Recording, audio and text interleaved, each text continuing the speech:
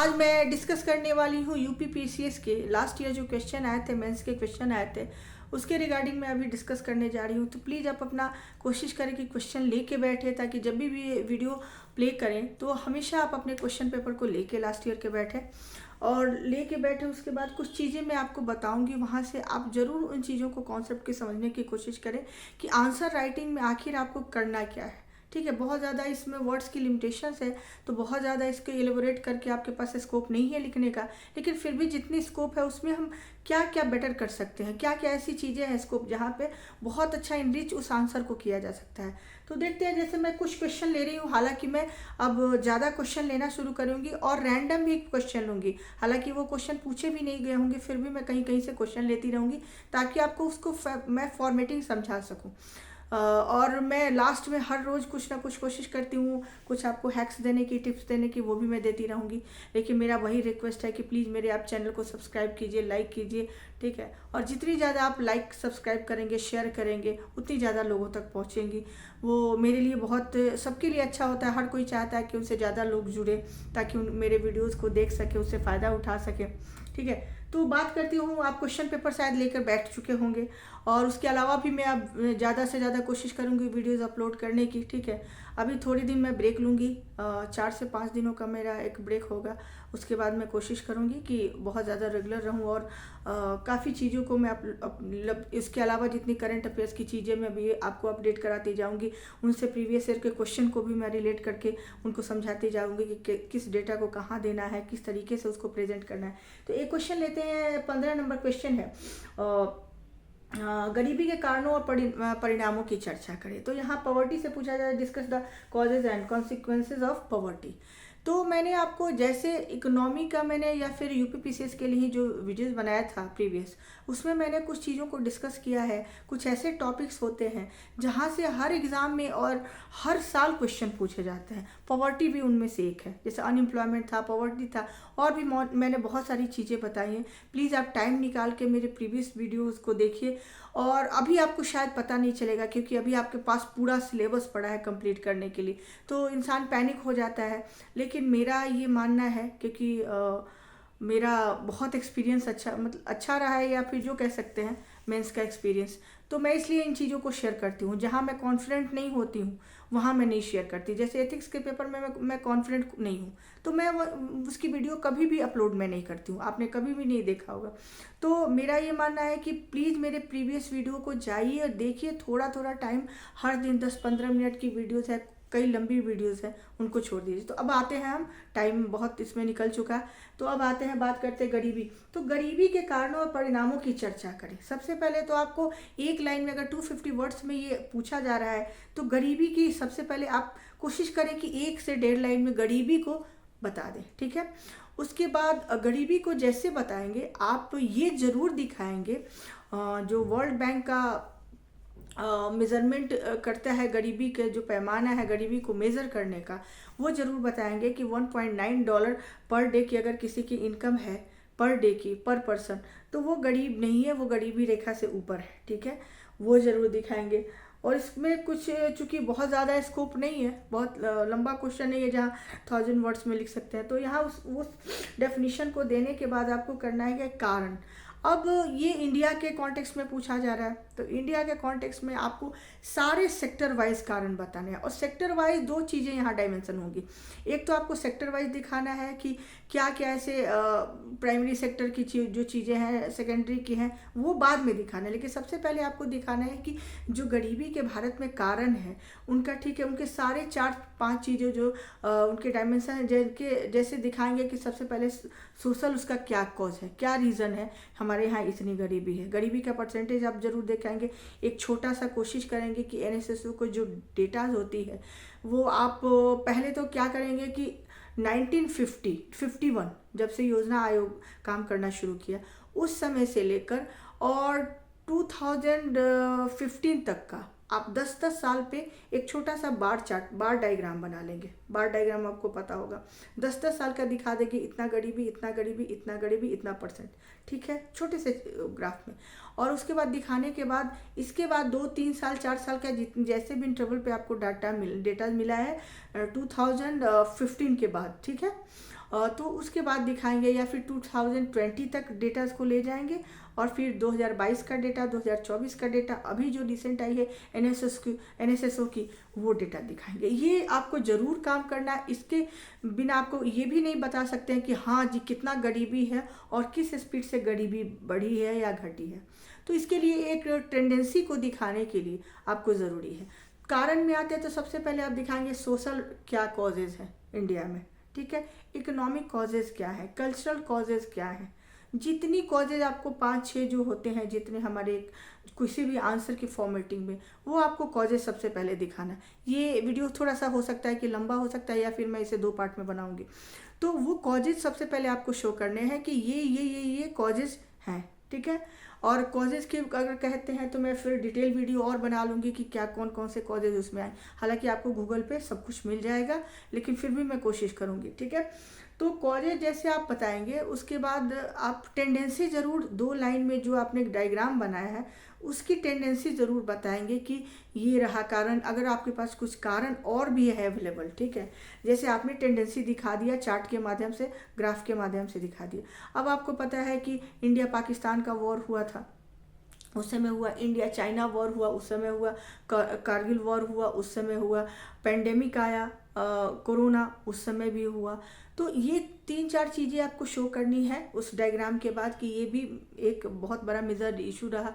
2007-8 में मंदी जो आई, ठीक है, ग्लोबल लेवल पे, उसका क्या रोल रहा, ठीक है। उसके बाद जाने के बाद आपको दिखाना है कि हमारी जो डेमोग्राफिक कंडीशन है, डेमोग्राफिक जो पैटर्न है, ग्राफ है, वो ज़रूर बताएंगे कि सबसे बड़ा हमारा जो कारण है वो डेमोग्राफिक है। ये आपको शो करना है, ठीक है।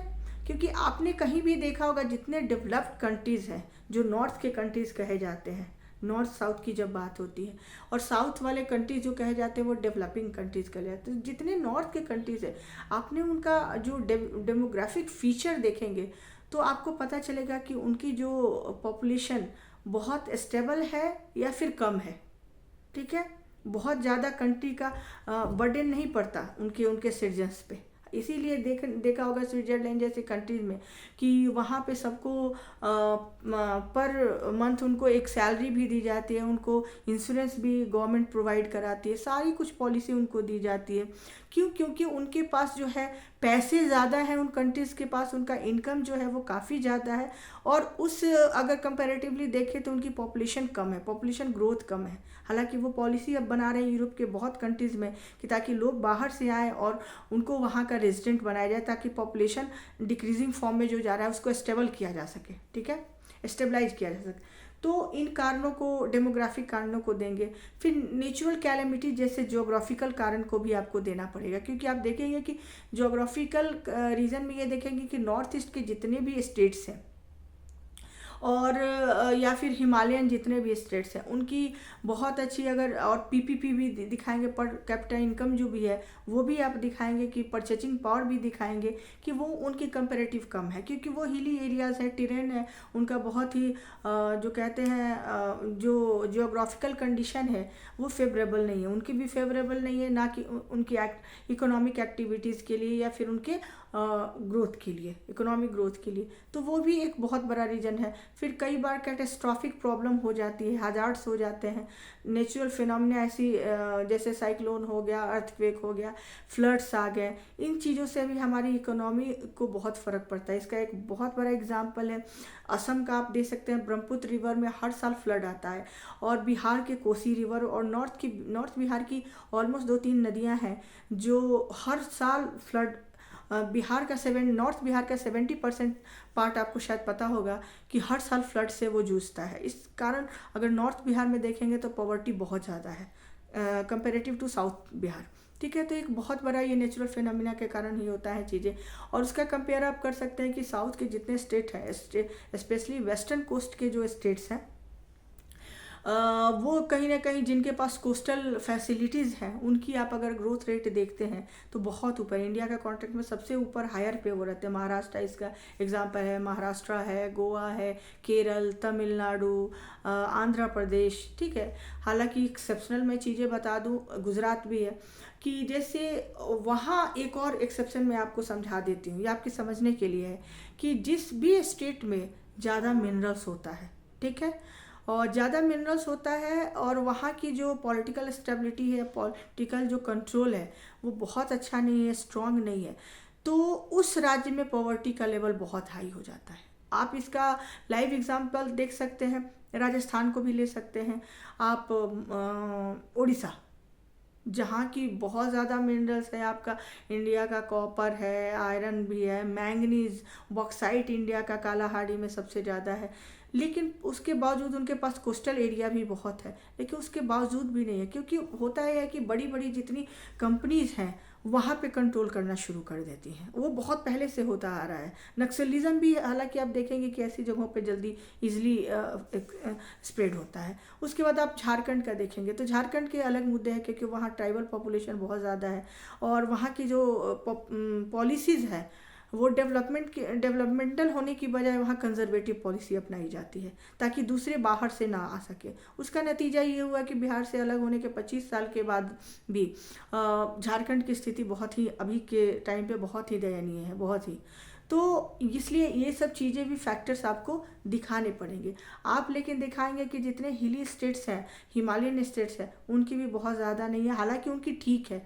वो अगर बीमारी राज्यों की कैटेगरी, बीमारों का जो कॉन्सेप्ट है उन राज्यों की कैटेगरी में नहीं आते। और हालांकि एक और अभी उत्तराखंड की एक रेटिंग आई है, एसडीजी की रेटिंग आई है इंडिया के कॉन्टेक्स्ट में, जो नीति आयोग ने जारी किया, उसमें उत्तराखंड केरल को पीछे करते हुए फर्स्ट रैंक पे है।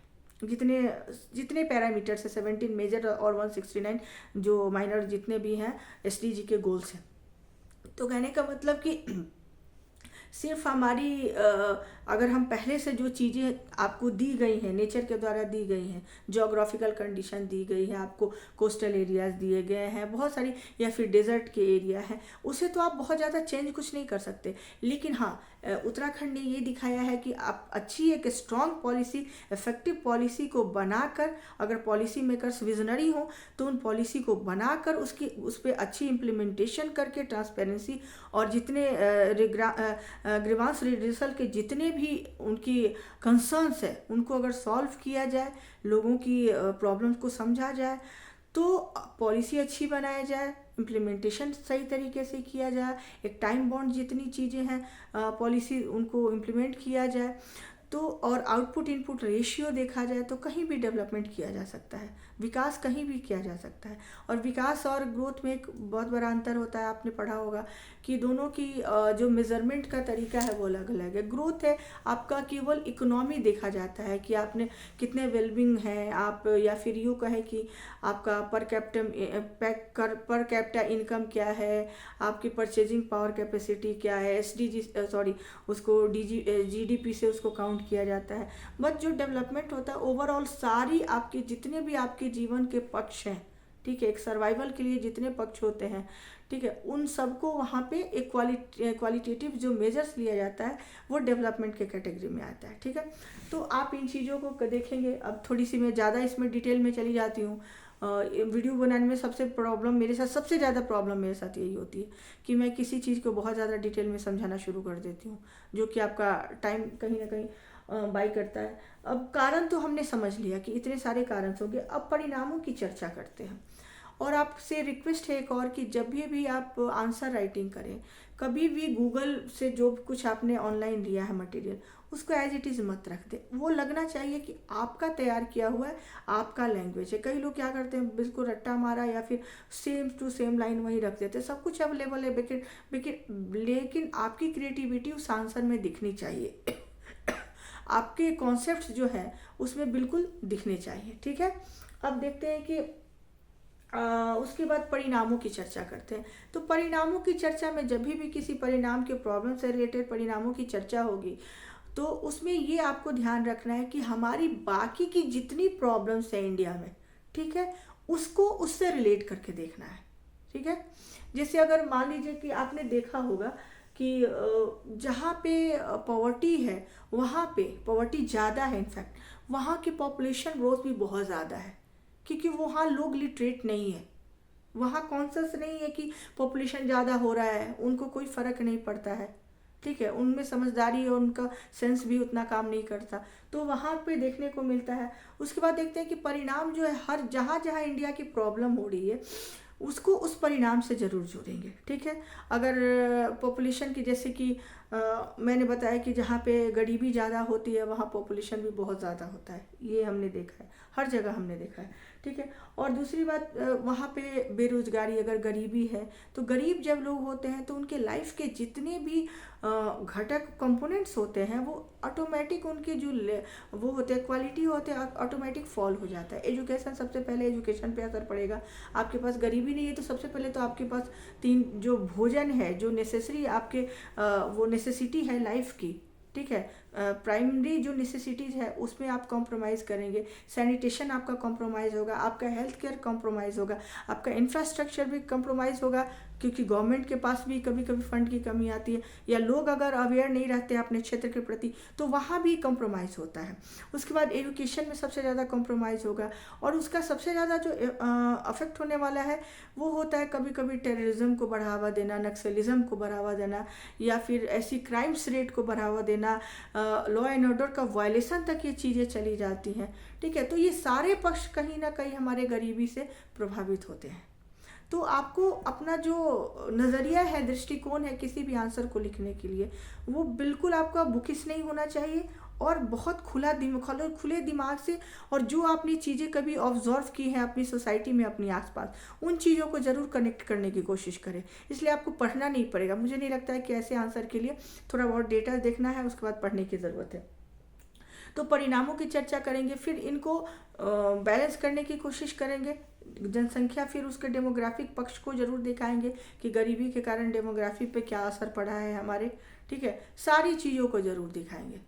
साइबर क्राइम हो रहा है, ऐसा नहीं कहते कि साइबर क्राइम है, वैसे तो वो इलिटरेट लोग नहीं करते, जो पढ़े लिखे हैं मोस्टली वही करते हैं, लेकिन कहीं ना कहीं उन्होंने कभी कभी आप देखेंगे इनकी साइकोलॉजी में तो उन्होंने गरीबी देखी होती है, तो उनके लिए पैसा जो होता है वो हर चीज़ से कहीं ना कहीं ऊपर हो जाता है, तो वहाँ पे वो क्राइम रेट को बहुत ज़्यादा, हिडन फॉर्म में क्राइम रेट को बहुत ज़्यादा बढ़ावा दे देते हैं, ठीक है। तो इन चीज़ों पे मैंने इस पे थोड़ा ज़्यादा डिस्कस कर लिया। एक और मेरा रहता है कि जब भी मैं किसी क्वेश्चन पे डिस्कस करूं, किसी भी क्वेश्चन को लेकर, तो आपके इतने पैरामीटर्स, उसमें आपके डायमेंशंस खुल जाने चाहिए कि आपको पता होना चाहिए कि आगे इस आंसर को कैसे लिखना है।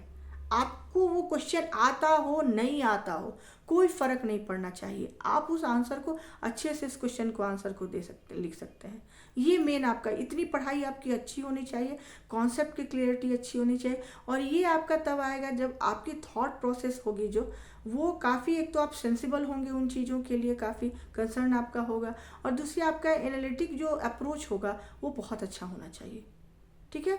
तो अब मैं नेक्स्ट वीडियो में से सारी चीज़ों को मैं शेयर करूँगी। आज का जो ट्रिक्स है ये है कि आप सबसे पहले तो एनसीईआरटी बुक्स को ज़रूर लीजिए, मैंने बोला था साइड में रखिए, और अभी तक प्रीवियस वीडियो के अकॉर्डिंग अभी तक आपने सारे स्कीम्स कर लिए होंगे। हालांकि एक स्कीम्स के बारे में मैंने फार्मर से रिलेटेड, जो एग्रीकल्चर से रिलेटेड स्कीम्स है वो सारी मैंने आपको इम्पोर्टेंट बता दिया था, हालांकि हर जगह मिल जाएगा लेकिन थोड़ा उसको डिटेल में देखने की ज़रूरत है। तो आप सारे स्कीम्स कर लीजिए, और मैं कल या आज एक और वीडियो अपलोड करूँगी जिसमें मैं डिस्कस करूँगी कि जितने भी सैनिटेशन से रिलेटेड हैं, जो भी हमारे, या फिर इंफ्रास्ट्रक्चर से जो भी रिलेटेड हमारे स्कीम्स हैं उनके रिगार्डिंग मैं करूँगी, और कोशिश करूँगी कि कल से जो वीडियो अपलोड करूँ वो यूपी स्पेशल का जो पार्ट है, एक पेपर है, वहाँ से भी मैं क्वेश्चन को लूँ और उसे करूं, ठीक है। तब तक के लिए प्लीज़ आप सबसे मेरी रिक्वेस्ट है कि जितना ज़्यादा हो सके मेरे वीडियोस को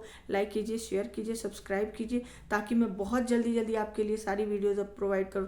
मेरा ये मिशन है, एक मिशन के तहत मैं अपना काम कर रही हूँ कि मिशन ये है कि जो लोग भी घर बैठे हुए हैं, या फिर जो ऐसे एस्पिरेंट्स हैं कि जिनको करना बहुत कुछ है, IAS PCS कंप्लीट करना है, उनको क्रैक करना है, बट उनके पास जो फैसिलिटीज़ हैं वो नहीं है, ठीक है, उन किसी का सपोर्ट नहीं है। तो मेरा ये मिशन है कि उनको उन तक ये सारी वीडियोस पहुँचे। हालांकि बहुत सारे कोचिंग है जो बहुत कम रेट पे भी आपको चीज़ें प्रोवाइड कराते हैं, लेकिन मुझे नहीं लगता कि वो बहुत पर्सनल लेवल पे आपको गाइडेंस प्रोवाइड कराते होंगे कोई भी, या फिर कराते भी होंगे, मुझे नहीं पता। लेकिन मुझे ये लगता है कि हर जगह हर कैंडिडेट्स के पास ये वीडियो जाना चाहिए जो देखना चाहते हैं। उनकी जो भी क्वेरीज हो मेरे पास आए और मैं उन प्रॉब्लम को सॉल्व करने की कोशिश करूँ जहाँ तक हो सके, ठीक है। क्योंकि लाइफ में एक रिग्रेट होता है जो मैं कभी आपके साथ शेयर करूँगी, मेरे लाइफ का जो भी एक्सपीरियंस रहा है, कि जो खुद नहीं कर सके वो दूसरों को रास्ता तो ज़रूर दिखा सकते हैं। तो मेरी यही कोशिश हमेशा लगातार बनी हुई है। थोड़ा बीच में मैं 4-5 दिन वीडियोज़ नहीं बना पाऊँगी, उसके लिए मैं आप लोगों से उस इनकन्वीनियंस के लिए सॉरी बोलती हूँ। तब तक के लिए बाय बाय।